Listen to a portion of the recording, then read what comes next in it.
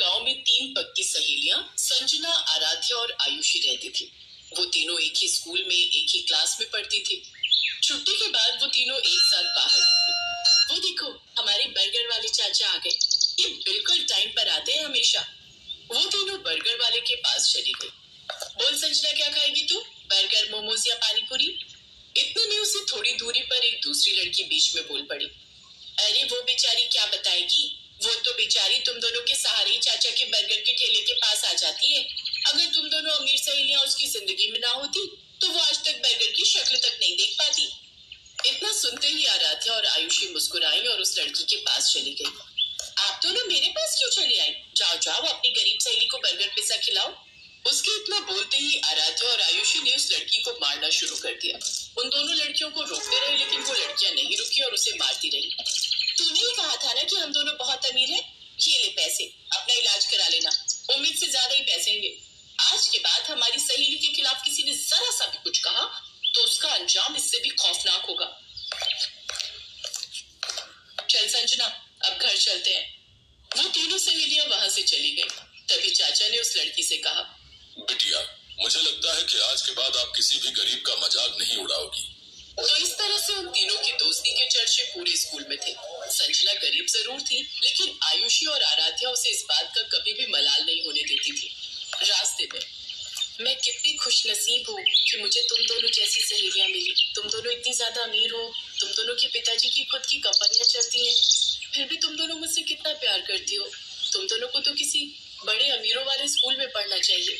अगर आगे से खुद को गरीब कहा तो मैं तेरा भी वही हाल करूंगी जो उस लड़की का किया था। तो इस तरह से उन तीनों की दोस्ती चलती रही। दिन बीतते गए और एक दिन संजना के गांव में बहुत भयंकर बाढ़ आ गई। 2-3 दिन संजना स्कूल नहीं आई। एक रोज छुट्टी के समय, आयुषी 3 दिन हो गए संजना स्कूल नहीं आई। चल उसके गांव चलते हैं, कहीं बारिश की वजह से बुखार तो नहीं आ गया। वो दोनों पैदल संजना के गांव की तरफ निकल पड़ी। जैसे ही दोनों संजना के गांव के पास पहुंची, वैसे ही कुछ पुलिस वालों ने दोनों को रोक लिया। कहाँ जा रही हो तुम दोनों? इस गांव में मेरी सहेली रहती है। अब इस गांव में कोई नहीं रहता। 2 दिन पहले इस गांव में भयंकर बाढ़ आई थी, जिससे सारे घर बह गए। बहुत सारे लोगों की तो जानें तक चली गई। जो बच गए वो किसी तरह अपनी जान बचाकर भाग गए। ये सुनकर आराध्या और आयुषी को झटका लगा। पता नहीं बेचारी कहाँ होगी, पता नहीं जिंदा भी होगी या नहीं। ऐसा मत बोल आयुषी, हम जल्दी उसे ढूंढ निकालेंगे। उन दोनों ने संजना को ढूंढने की खूब कोशिश की, पर वो नहीं मिली। उन दोनों ने संजना के बारे में अपने अपने पिता को भी बताया। उनके पिता ने पुलिस की मदद ली, पर कुछ नहीं पता चला संजना के बारे में। फिर एक रोज स्कूल की तरफ से कहीं टूर जाने वाला था। बच्चों, इस क्लास के सभी लोगों का इस स्कूल में आखिरी साल है। इसके बाद आप सभी कॉलेज में चले जाओगे, तो इस साल को यादगार बनाने के लिए हम सभी टूर पर जाएंगे, वो भी उत्तराखंड की वादियों में। सभी बच्चे खुश हुए, लेकिन आराध्या का मन नहीं था जाने का। आराध्या, चलते हैं ना, हमारा मूड भी थोड़ा बहल जाएगा। आयुषी की जिद करने पर आराध्या मान गई। दोनों ने टूर वाली बात अपने पापा को बताई। तुम लोग इतनी दूर टूर पर जाओ, मैं तुम्हें नहीं रोकूंगा, पर तुम दोनों स्कूल बस में नहीं बल्कि अपनी कार से जाओगी। पंकज हर वक्त तुम दोनों के साथ रहेगा। आयुषी, मैंने आपके डैड से भी बात कर ली है, तुम दोनों मेरी ही कार से जाओगी। ओके? Okay uncle. अगले दिन वो लोग उत्तराखंड पहुंच गए। आयुषी, उस लड़की को देख, वो जो बकरी चरा रही है, ये तो अपनी संजना जैसी लग रही है। वो दोनों उसी लड़की के पास पहुंच गए। वो कोई और नहीं, संजना ही थी। संजना ने उन दोनों को देखा, तीनों का गला भर आया। तीनों बहुत कुछ बोलना चाह रही थी, पर आवाज ही नहीं निकल रही थी। पता है, हमने तुझे कहाँ कहाँ नहीं ढूंढा, अचानक से गायब हो गई तू। सब कुछ बताऊंगी, आओ यही पास में मेरा घर है, चलोगी नहीं? क्यों नहीं चलेंगे? हाँ चल चले। तीनों कार में बैठकर संजना के घर पहुंच गए। उसका घर कुछ खास अच्छा नहीं था। संजना के माता पिता ने खिड़की से ही उस कार को बाहर देख लिया और वो डर गए। ये इतनी बड़ी कार तो हमारे घर की तरफ आ रही है, कहीं ये लोग बैंक की तरफ से तो नहीं आए? इनका आना तो बनता ही है। अगर हम टाइम पर लोन जमा कर देते तो ये लोग नहीं आते। अब ये लोग हमारे घर का सारा सामान उठा कर ले जाएंगे। संजना के पिता ये सब कुछ सोच ही रहे थे कि तभी आयुषी और आराध्या उनके घर आ गई। संजना भी साथ में थी। ये सब देखकर वो दोनों हैरान हो गए। आराध्या इतनी दूर? चाचा, ऊपर वाले ने आखिरकार आप लोगों से मिलवा ही दिया। आप लोग तो बिना बताए गायब हो गए। पता है, पापा भी आप लोगों को खूब ढूंढते रहे, पर आप लोग मिले ही नहीं। क्या बताऊं बिटिया, उस भयंकर बाढ़ ने तो हमारे पूरे गांव को ही उजाड़ कर रख दिया। बहुत लोग मारे गए, किसी तरह अपनी जान बचाकर हम लोग भागे। महीनों लग गए रुकने का सहारा ढूंढते ढूंढते। फिर यहाँ उत्तराखंड में एक दोस्त ने मेरी एक पेट्रोल पंप पर नौकरी लगवा दी। फिर लोन लेकर हमने ये छोटी सी झोपड़ी बना ली है। शकुंतला, मुझे तो यकीन ही नहीं हो रहा है कि जो मैं देख रहा हूँ वो सच है या कोई सपना। सही कहा आपने।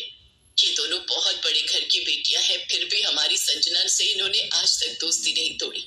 अगर पूरा देश ऐसा ही हो जाए तो ये देश फिर से महान बन जाएगा।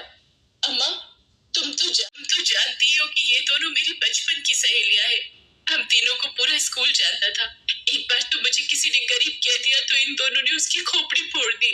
तुम तीनों की दोस्ती देखकर तो मुझे अपना पुराना भारत याद आ गया। अच्छा, तुम तीनों गप्पे मारो, मैं सबके लिए चाय बनाकर लाती हूँ। अरे नहीं अम्मा, आप तो मुझे पाप चढ़ा देंगी। मैं भी चाय बनाकर लाती हूँ, तुम दोनों यहीं बैठो।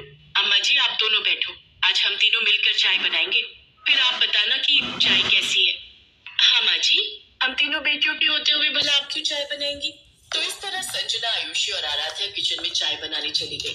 धीरे धीरे शाम हो गई।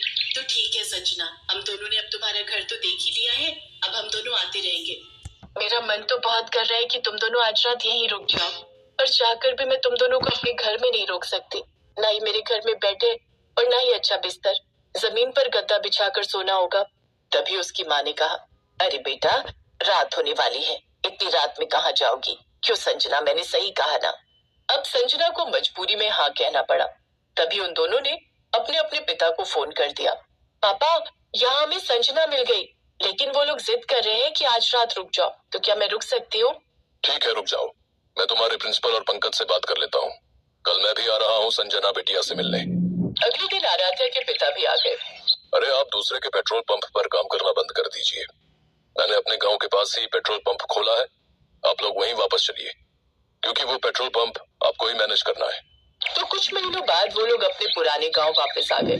संजना के पिता पेट्रोल पंप के मैनेजर बन गए, तो संजना की गरीबी भी खत्म हो गई और वो सब खुशी खुशी रहने लगे।